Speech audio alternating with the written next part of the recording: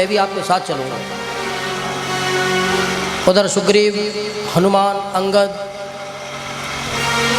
नल नील आदि भगवान का वंदन करने लगे, भगवान के संग जाने की जिद करने लगे।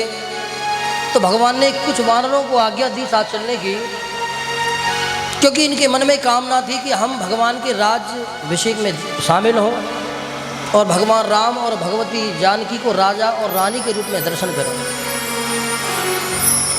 उधर जब भगवान विमान में चढ़ने लगे तो देखो यहाँ पर कितना बढ़िया दृश्य है। जो छोटे छोटे वानर जिनका भगवान से कोई संबंध नहीं था, है भगवान को कभी जानते नहीं थे, वो अपने घर वालों को छोड़ करके राम जी की सहायता करने के लिए कितनी दूर से आए। अपने अपने घर वालों को छोड़ करके समुद्र के किनारे आए, फिर समुद्र 100 योजन का समुद्र पार किया और फिर लंका में आए। किसके लिए? उनका तो कोई स्वार्थ नहीं था, भगवान की सेवा के लिए आए। जब भगवान के चरणों में जब वो आ गए तो भगवान के दर्शन पा करके कृतार्थ होते थे, सब भूल जाते थे। आज जब सारे कार्य सिद्ध हो गए तो उनके मन में दुख है कि भगवान हमको छोड़ करके जाएंगे। जब भगवान जाने लगे तो बड़ी कातर दृष्टि से भगवान की तरफ देखने लगे, तो भगवान भी रुक गए और भगवान ने कहा कि भैया आओ। देखो भगवान ने कितना सुंदर शब्द किया है कि आप सभी ने मेरी बड़ी सहायता करी, और भगवान कहते हैं कि अगर तुम्हारा सहयोग नहीं होता तो मैं अपनी पत्नी सीता को कभी प्राप्त नहीं कर पाता। अब आपके जो जो स्थान हैं आप अपने अपने जगहों को चले जाओ। बहुत से बंदर मानो कहना चाहते हैं कि भगवान जब हम आपके चरणों में आए थे तो लौटने के लिए नहीं आए थे, हम तो सर्वस्व छोड़ आए थे कि हम तो भगवान के चरणों में जा रहे हैं।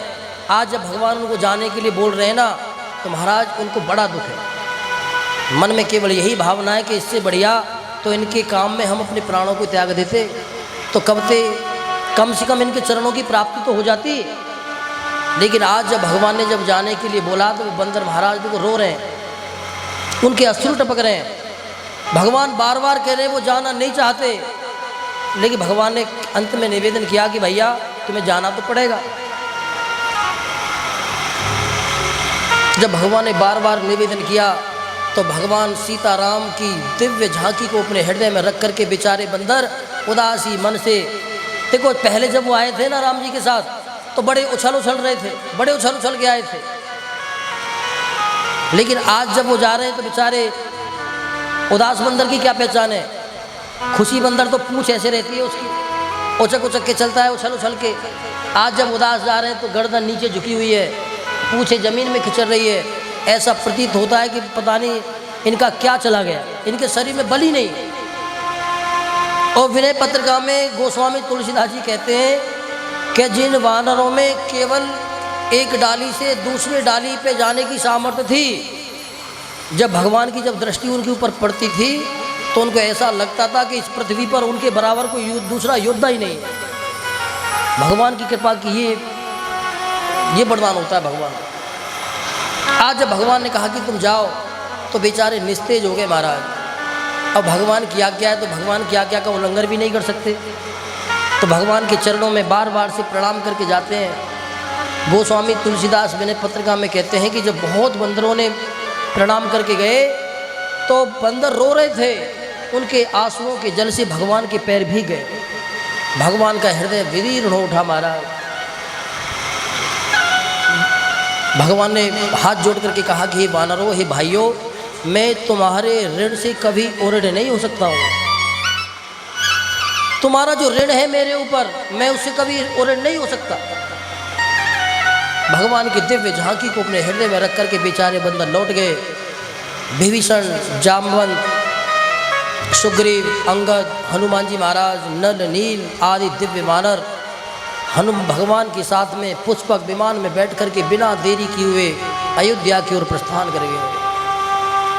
अब रास्ते में जा रहे हैं तो भगवान सीता जी को बताते जा रहे हैं कि देखो ये रण क्षेत्र है, यहाँ पर लक्ष्मण ने बड़े बड़े योद्धाओं का वध किया है, यहाँ पर हनुमान ने ये कमाल किया है, यहाँ पर नल्ली ने इसको मारा है, यहाँ पर कुंभकर्ण को मारा है, यहाँ पर रावण को, सबको दिखाते हुए जा रहे हैं।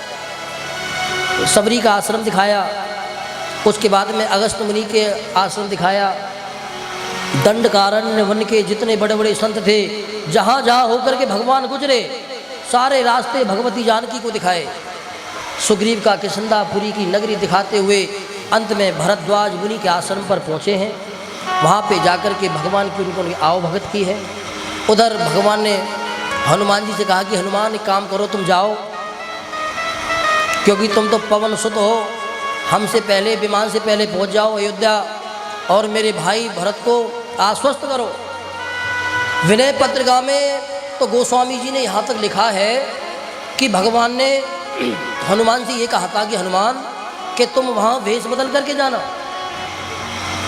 और अपनी बुद्धि की चतुराई से भरत के मन की बात को लेना। अगर भरत के मन में लेश मात्र भी राजभोग की कामना हो तो तुम मुझे आकर के बता देना, मैं यहीं से वापस लौट जाऊंगा और दोबारा कभी अयोध्या नहीं जाऊंगा। उधर भरद्वाज मुनि ने भगवान की अगवानी करी और हनुमान जी वेश बदल करके वहाँ चले गए। महाराज क्या देखते हैं, केवल भरत ही नहीं, तीनों माताएं, गुरु वशिष्ठ, पूरी अयोध्या पूरी भगवान के आने की प्रतीक्षा कर रही है। मन में केवल यही संकल्प है कि अब भगवान आने वाले हैं, आज 14 वर्ष पूरे होने वाले हैं। सभी ने अपने अपने मन की भावनाओं, नेत्रों के अलपक जल के द्वारा भगवान का आवाहन की प्रतीक्षा कर रहे हैं। भरत जी मन में रो रहे हैं, गुरु वशिष्ठ के चरणों में निवेदन कर रहे हैं कि प्रभु आज समय पूरा होने वाला है कुछ समय के बाद, लेकिन भगवान अभी तक नहीं आए। मैं समझ गया कि मेरे प्रभु राम को मेरे मन में कुछ कपट दिख गया होगा, इसीलिए वो लौट करके नहीं आ रहे। अब मैंने भी सोच लिया है कि अगर भगवान नहीं आएंगे तो चिता तैयार हो गई है, मैं भी अपने प्राणों की आहुति दे दूंगा। जब इस दृश्य को हनुमान जी ने देखा तो हनुमान जी राम का गुणगान करते हुए चले गए और कहा कि हे भरतलाल, जिनकी प्रतीक्षा में तुम इंतजार कर रहे हो वो तुम्हारे कष्टों का शमन करने के लिए अयोध्यापुरी के निकट आ गए हैं। तुम शोक को त्याग दो और भगवान के आने की तैयारी करो, स्वागत की तैयारी करो। अब इस बात को सुनकर के महाराज अवधपुरवासी बड़े प्रसन्न हुए हैं। सभी ने अपने अपने घरों को सजाया है। जैसे भगवान के विवाह के समय स्वागत हुआ, उसी प्रकार सबने बंदरवार बांधे, रंगोलियाँ सजाई गई, जगह जगह दीपक जलाए गए। गुरु वशिष्ठ ने दिव्य अर्घ, गौरोचन और दूरवा के द्वारा भगवान के आने की स्वागत की सारी वस्तुएं तैयार करवा दी और राज्याभिषेके समासास्तुम वस्तुम प्रक्षम एव च, राजभिषेक में आने वाली जितनी भी सामग्रियां थीं भरत जी ने तैयार करवा दी। क्यों? क्योंकि आते ही सबसे पहले भैया को गद्दी पर बैठाएंगे। अब किसी ने कहा कि मुहूर्त नहीं देखोगे, कि नहीं, कोई मुहूर्त की आवश्यकता नहीं है, भगवान जिस समय आएंगे बस वही मुहूर्त शुभ होगा।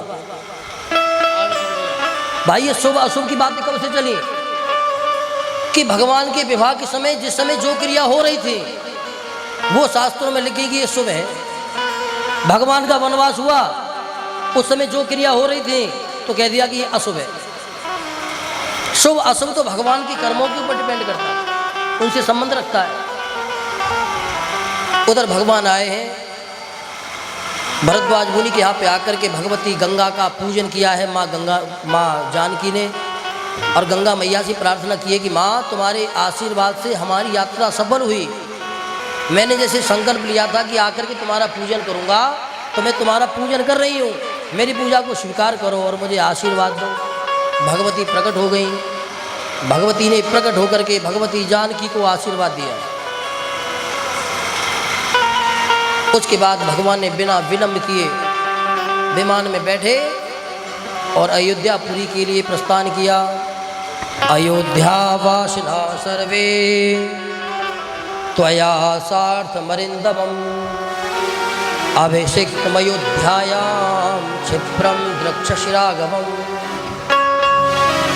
जिस समय भगवान का विमान सरयू नदी को पार कर रहा था, सरयू के दिव्य दर्शन करके भगवान ने सभी वानरों से कहा कि वानरों देखो, ये मेरी नगरी है। इस जगत में कुछ भी झूठा हो सकता है, लेकिन मेरी नगरी झूठी नहीं हो सकती, ये सत्य है।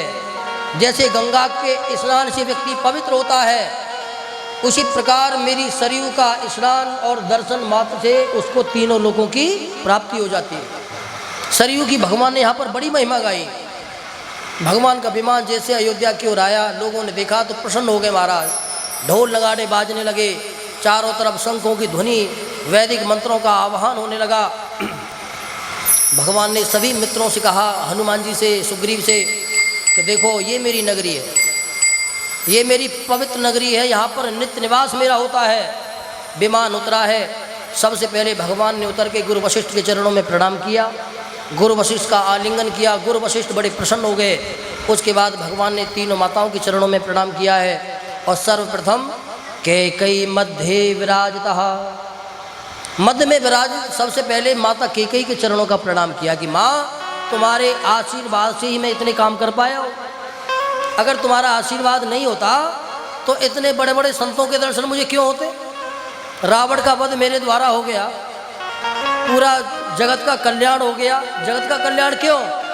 क्योंकि रावण के भय से सारा जगत दुखी था और रावण मर गया तो सारे जगत का मंगल हो गया, सबका कल्याण हो गया। तो हे माँ आपके चरणों का ही प्रताप है। भगवती कैकेयी यहाँ पर भगवान से खूब मिली है और वाल्मीकि मुनि कहती है कि रोई भी खूब है महाराज। उसके बाद माता कौशल्या सुमित्रा के चरणों में प्रणाम किया, फिर भरत जी से मिले हैं। पूरा परिवार बड़ा प्रसन्न हो गया, उनकी अगवानी करके नगर में प्रवेश किया। सबसे पहले क्या किया? बोले सबसे पहले दिव्य औषधियों को वशिष्ठ जी ने मंगवा करके भगवान की जटाओं को खुलवाया है। अगर आज के समय किसी की जटा बन जाए तो क्या करेंगे? मुंडन करवाएंगे भाई, तभी साफ होंगे बाल। लेकिन यहाँ पर मुंडन की बात नहीं आई है, यहाँ पर दिव्य औषधियों के द्वारा भगवान के बालों को सुलझाया गया है। क्यों? क्योंकि नख से लेकर के और बाल तक भगवान का कोई भी अंग त्याज्य नहीं है महाराज। भगवान के बाल भगवान के बाल बढ़िया है, इसीलिए उनका नाम केशव है। और नाखून, ऊपर के बाल और नीचे के नाखून। नाखून किसका प्रतीक है? गंगा का प्रतीक है, क्योंकि ये श्वेत होते हैं। तो भगवान के अंगों में कोई भी वस्तु, कोई भी चीज त्याज्य नहीं है, सब भगवान में ही है, भगवान के स्वरूप में ही है। इसलिए उनको सुलझाया गया, सुंदर बनाया गया। भगवान इतने दिन से बढ़िया से नहाए नहीं, बढ़िया ओवटर लगा करके उनको स्नान कराया गया। लक्ष्मण जी को स्नान कराया गया। माता जानकी को तीनों माताएं ले गईं। तीनों माताओं ने अपने हाथों से भगवती जानकी को बीच में बैठा करके बड़ा स्नेह दिया है महाराज, बड़ा सुंदर स्नान करवाया है। उधर गुरु वशिष्ठ ने राजकाज की सारी तैयारियां कर दी। सभी मंत्रियों को आदेश दे दिया कि जाओ सारी वस्तुओं को तैयार करो और राम को राजा बनाने का सबसे बड़ा संबंध, स्थान, समय यही है। सभी को बुलाया गया। जितने भी बड़े बड़े राजा थे अयोध्या के आसपास सभी आए। और जब भगवान आए थे तो भगवान ने बंदरों से कहा था कि भैया जो मेरे राज्याभिषेक में आना चाहे आ जाए। तो भगवान के दिव्य दर्शनों को लेकर के बहुत से वानर भगवान के राज्याभिषेक में आते हैं। बड़े बड़े राजा जो भगवान के धनुष के बल से भगवान की शरणागति ले चुके थे वो भी आए हैं महाराज। स्वर्ग के देवता भी आए हैं, गंधर्व अप्सराएं भी अयोध्या में आई हैं। अब भगवान का दिव्य राज्याभिषेक प्रारंभ हो गया। दिव्य मंत्रों के साथ में भगवती जानकी को दिव्य श्रृंगार करके भगवान राम जी के साथ में बैठाया गया। एक तरफ लक्ष्मण जी हो गए, एक तरफ भरत हो गए, शत्रुघ्न हो गए और चरणों में कौन हो गए? हनुमान जी महाराज। दिव्य भगवान का दरबार लगा। गुरु वशिष्ठ, जावाली, बड़े बड़े विश्वामित्र भी आए हैं और वाल्मीकि भी आए हैं। वाल्मीकि कौन है? ये राजा दशरथ के मित्र हैं। इनकी सानिध्य में भगवान का राज्याभिषेक हुआ है महाराज। देवता गान करने लगे, अप्सराएं नाचने लगी। उस दिन पूरी अयोध्या में बहुत आनंद मनाया गया, बहुत आनंद मनाया गया। किन्नर भाट खूब दान दिया गया, ब्राह्मणों को दान दिया गया। और यस कल्पितो हम मुक्तेन, भगवान के दिव्य दर्शन करके सभी मुक्त हो गए। भगवान राम के दर्शन जब हनुमान करते हैं तो नित्य जल की धारा बहती है। उस समय जनक जी महाराज भी आए। जनक जी महाराज ने अपनी बेटी को दर्शन किया है। महाराज कितने समय के बाद बताओ?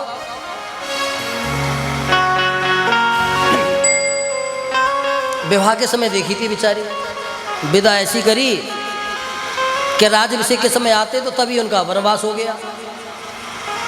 12 वर्ष रहे, उसके बाद वनवास हो गया। 14 वर्ष वनवास में रहे। आज इतने समय के बाद में एक चित्रकूट में और देखा था, लेकिन वो तो क्षण मात्र का विलेपन था। आज राजा जनक आए हैं। राजा जनक ने भगवान को प्रणाम किया कि प्रभु, अब जिस दिन से बेटी विदा हुई है उस दिन से इनकी माँओं ने, किसी ने बिटिया के दर्शन नहीं किए हैं। इसीलिए मेरा निवेदन है कि आप एक बार मिथिला पधारो। विनय पत्रिका में वर्णन आता है, भगवान ने जनक जी महाराज की पत्रिका स्वीकार कर ली। राज्याभिषेक के बाद में भगवान अपने ससुराल जाने लगे। अब जब ससुराल जाने लगे तो हनुमान जी कहने लगे कि प्रभु हम भी चल रहे हैं, क्योंकि हमने ससुराल नहीं देखी। भगवान कहते कि भैया ससुराल तो हमारी है, तुम्हारा क्या काम है वहाँ? कि नहीं भगवान, जब तुम्हारी है तो फिर हमारी भी है, क्योंकि हम तो तुम्हारे चरणों के सेवक हैं। अब जब हनुमान जी कहने लगे तो और भी बंदर थे संग में। अब यूँ देखने लगे कि तुम अकेले अकेले जा रहे हो, हमें छोड़ जा रहे हो। अब भगवान ने कहा कि कोई बात नहीं, तुम भी चलो, लेकिन दबे रहना। दबे रहने का मतलब, हाँ ये नहीं बंदरों की तरह उछलो वहाँ। अब भैया गए। अब वहाँ पे बड़ी आव भगत करी। इतने समय से जो माता सीता के जो दर्शन नहीं किए थे, उन्होंने दर्शन किए, तृप्त हो गए। भोजनालय की बात आई। हनुमान जी और जितने भी वानर थे, भोजनों में बंदरों को आम परोस हो गए, आम परोसे के आम। अब बंदरों ने जब आम को पकड़ के दबाया तो गुठली उछल गई। अब बंदर सोचने लगे कि हम तो राम के सेवक हैं, ये हमसे ज़्यादा उछल रही है। और महाराज उन्होंने भी उछलना शुरू कर दिया। अब तो पूरा भोजनालय, एक बंद गुठली इतनी उछले तो बंदर इतना उछले। अब चारों तरफ हंगामा हो गया वहाँ। अब राम जी ने आकर के देखा कि क्या हो गया। अब राम जी ने देखा कि मैंने मना किया था, नहीं किया था तुमसे कि तुम ये उद्दंडता मत करना। अब वानर हाथ जोड़ करके कहने लगे कि बताओ प्रभु हमारी गलती क्या है? ये छोटी सी गुठली हमारे सामने उछल के दिखा रही है। अब हम तो तुम्हारे सेवक हैं, जब तुम्हारे सेवक होकर के हमें कितना बल होगा तो हम भी दिखा रहे हैं कितना उछल जाएंगे। बड़ा विनोद हुआ महाराज। जनक जी महाराज बड़े प्रसन्न हुए। माता जानकी ने आकर के जब बंदरों को ये करते देखा तो बड़ी प्रसन्न हुई यहाँ पर, क्योंकि माता जानकी जानती हैं, क्योंकि इनकी कृपा से ही मैं राम जी से मिली हूँ। और माता तो देखो माता होती है, बच्चा कितनी भी उद्दंडता करे, माता को क्रोध आएगा जरूर, लेकिन ऊपर ऊपर का गुस्सा आएगा। भगवती ने जब कृपामय दृष्टि से देखा तो सभी बंदर शांत आकर के माता के पल्ले को पकड़ के खड़े हो गए। भगवान भी प्रसन्न हो गए। कुछ दिन भगवान वहाँ रहे, फिर भगवान वहाँ से लौटे, फिर पुनः अयोध्या में वास करने लगे।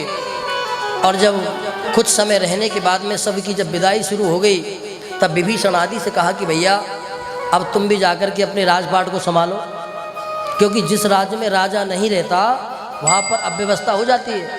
सुग्रीव से कहा कि भैया तुम भी अब राजा बन गए हो, किसंदा के तुम भी जाओ, लेकिन किसी का जाने का मन नहीं है महाराज। अब जब भगवान ने जब बार बार कहा तो अगले दिन तिथि निश्चित हुई कि भैया फलानी तारीख को चले जाएंगे। अब भगवान ने सोचा, भगवती जानकी ने कहा रात के टाइम के प्रभु इन्होंने हमारी इतनी सहायता करी कि खाली हाथ जाएंगे।